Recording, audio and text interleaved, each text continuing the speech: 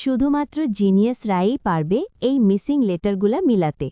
দেখো তুমি কটা পারো, পারলে কমেন্টে জানাও। ১. SUNFLOW এর পরে কোন দুটি লেটার বসলে সানফ্লাওয়ার হবে? ২. ROS এর পরে কোন লেটারটি বসলে রোজ হবে? ৩.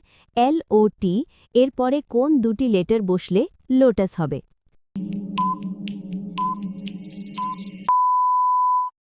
ভেরি গুড, আমি জানতাম তুমি পারবে। এর ভেতরে কটা করেছ কমেন্টে জানাও। প্রথমটি হবে SUNFLOWER সানফ্লাওয়ার মানে সূর্যমুখী। দ্বিতীয়টি ROSE রোজ মানে গোলাপ।